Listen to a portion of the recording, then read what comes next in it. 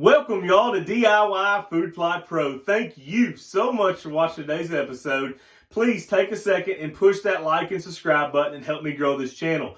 Today we are going to be talking about how to read a soil test. What does it mean? Why do we need this information? Okay, so there's a lot of different aspects why we might need a soil test. So for our yards, for you people that really want to get your yard in tip-top shape, you need to start off with a soil test.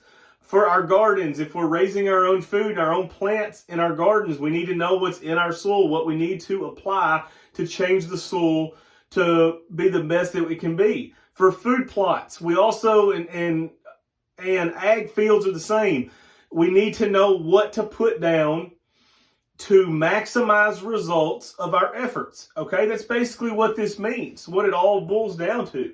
Okay, so I wasn't going to post this, to be honest with you. This was not a topic that I was going to cover.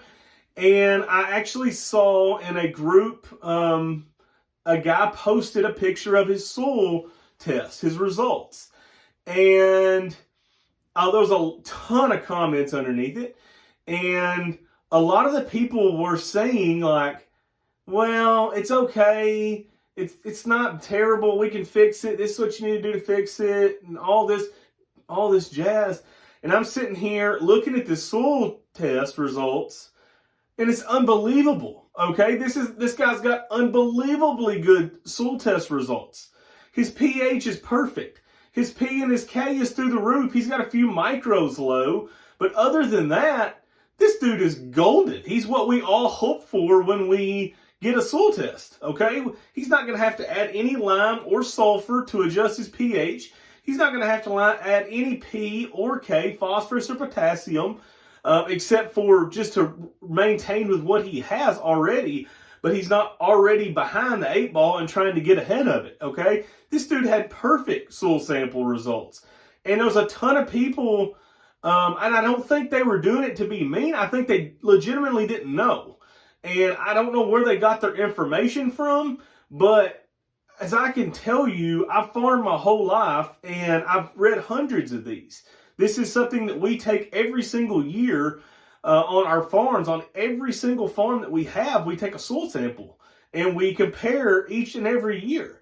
And it's something that you should be doing, whether you're doing your lawn, whether you're doing a garden, whether you're doing food plots or ag land.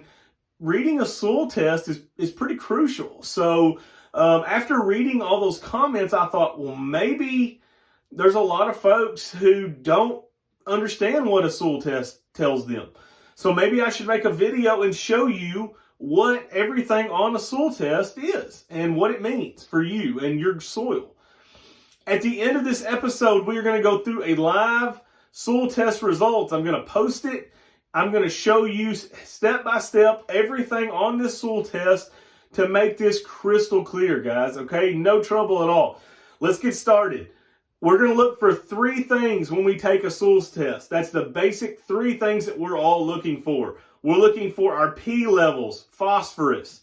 We are looking for our K levels, potassium, and we are looking for our pH level. That's the main things that we are looking for when we take a soil test, okay? So nitrogen, if we have a crop or a plant that needs nitrogen, there's a standard recommendation on that because nitrogen leaches out of the soil rapidly. A lot of these other nutrients they hold in the soil, okay? So we can put these on ahead of time and they're going to stay there. Where nitrogen, you cannot do that, okay? So with P, okay, phosphorus, that is a major nutrient needed for almost all plants. It's a macronutrient as well as potassium. They are macros. That means they are needed in large quantities to sustain a healthy plant, crop, whatever you have, okay? pH, that is how neutral your soil is, okay? 6.5 to 7 is considered perfect. That is where the maximum amount of nutrients can be uptook into that plant is 6.5 to 7. So if you're at 5, there's going to be some nutrients that are going to be highly available to your crop. But there's some that might need 7.2, 7.3. if your soil pH is at 5, they're not going to be able to uptake the amount that they needed. So you're going to show deficiencies in your garden, in your crops, whatever you have, okay? So we want to stay around the 6.5 to 7 range. If we are low, we are looking at adding lime. Most folks in the South have a lower pH. We have a lower pH here. Our natural soil pH is 5.3.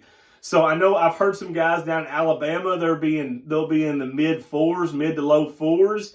So they're going to have to add a lot of lime. 1 ton of lime brings your pH up 1 point. Okay? So that's just kind of a general rule. If you use pelletized lime, that is something that you have to use every year, where ag lime lasts 2 to 3 years. Where pelletized is every single year, you're going to have to get that soil sample and you're going to have to spread that pelletized lime every year. If your pH is high up north, you're going to have to add sulfur to your soil to bring it down. Okay, so I don't have much experience with that because all our soils are low. We add lime like crazy, okay, to get our soil pHs where they need to be. Something else you're going to see in your soil test is called micros. These are nutrients that are needed by plants, but they are, hence the word micro, they're needed in small quantities, okay? So, for instance, you might see zinc, boron, sulfur, some of these on your soil test results, and they might say recommended 1.5 pounds or 3 pounds, okay, over an acre. Well, how in the world do you take a 1.5 pounds of zinc, sulfur, boron, whatever, and spread that over a 1 acre field? That's when I like to use liquid. Okay, liquid goes a long way, liquid fertilizer for your micros. That goes a long way because you can dilute that down and you can spray it on, and you can have a much better chance of getting an even spread using liquid. Now, note, I do not want you using, or I do not use myself, P and K for liquid fertilizer. Why? Because it's a macro. It takes a ton of fertilizer for P and K, especially when you're using on big crops like corn, beans, alfalfa, things like that are heavy users of P and K. It's hard for you. I'm not saying it can't be done. It's extremely difficult to get enough pounds per acre out there when you're using liquid fertilizer for that. But for micros, you're good to go. That's a really helpful thing for micros. Okay, something else you're going to see. CEC. What does that stand for? Cation exchange capacity, okay? Right here. It's essentially, without getting too scientific with you, it's how many nutrients the soil is capable of holding, okay? So if you have a high clay content in your soil, your CEC is going to be high. If you have a real sandy soil, your CEC is going to be low. Organic matter helps raise your CEC up, okay? So I don't really understand, and that's in the long term, I'm sorry, for the organic matter, that's in the long term, that's not a short term play. I don't really understand why we have CEC on there, other than just to say, I know what my CEC is, because you can't really change it. It is what it is. So for most of us, that's not a useful number. ppm, that's another big one with soil plots, with soil test results. Parts per million, okay? I don't like using parts per million. I think the math gets much more difficult when you start talking parts per million versus pounds per acre. Fortunately for us, there is a simple formula if you want to switch parts per million to pounds per acre. It is ppm, your parts per million, times 2 equals your pounds per acre. It's super simple formula. Switch that over to pounds an acre. It's so much easier to understand, and it's easier to do the math. Okay, so also you might see on your soil test organic matter. What is that? That's basically dead plants that are breaking down in your soil. Organic matter is a great thing, okay? Organic matter does a lot of really good things for our soil. For one, it increases our water holding capacity. So what does that mean? So it's if your higher organic matter content is, the better you're going to be able to weather a severe drought because your soil is basically covered with that organic matter and it's going to have better water holding capacity. So it's going to be able to withstand a drought better, okay? It also gives you much better soil porosity, which is essentially pores in your soil for air and water drainage, all that to be in. That's a very big, good thing to have, is very high porosity, okay? You can add organic matter back to your soil. It's really not that difficult to do, but you can absolutely add organic matter to your soil, especially if you're working with a yard or a small area. It's going to be very difficult to do in ag country, but for a garden, absolutely you can do it. So organic matter is extremely important, and you are going to see that in a lot of your soil tests, they're going to have organic matter on there. That's a part of it, okay? So what are some things that we can do to not let our organic matter go lower? Well, when you work the ground, your organic matter is going lower. If you no-till, your organic matter will go higher. And a thing for a garden, you're going to have to pretty much work it. There's no-tilling in gardens that I'm aware of, but you can put organic matter in your soil, till it in, and that's going to increase your organic matter and increase all these good things about it. So, okay, so let's get to the soil test results, okay? I'm going to post a picture right now. On this particular soil test result, the P, phosphorus, is super high. If you look down at the bottom, you can see where it says recommended 0. We don't need anything here except for just to maintain, okay? But as you can tell by looking at that graph, phosphorus is through the roof on this farm, okay? So we're good to go on phosphorus. If I'm going to plant a big ag crop, I would like to keep it up there instead of getting behind the 8 ball. So I'm still going to add a little bit of phosphorus, but very little, okay? Very little. Potassium, K, that is medium to high range. And basically if you look down there at recommendation, I need to add some, okay? Because I want to maintain what I have or even grow on that a little bit.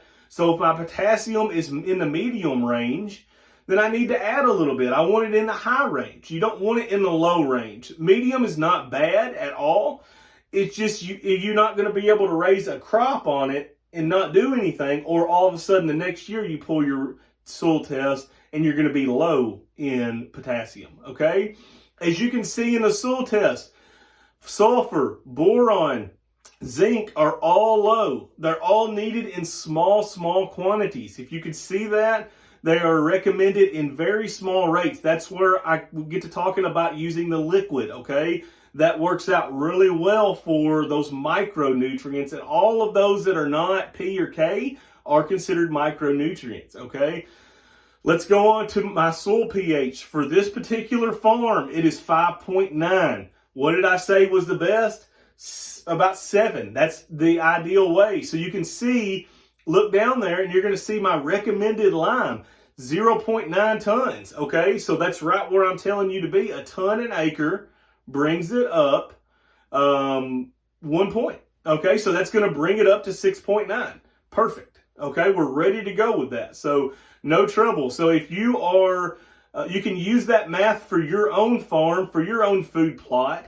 1 ton of lime brings the soil pH up 1 point, okay? And if you're using ag lime, that's going to be 2-3 years of changing the pH you're going to get. If you're using pelletized, you're only getting 1 year out of it. That's all you're getting, okay? Let's look at the CEC on this farm, cation exchange capacity. We are low on this farm, 7.2. That's lower than what's most in our area. But when I think back to what this farm is, it is a sandy creek bottom field. Okay, I'm going to post a picture of it.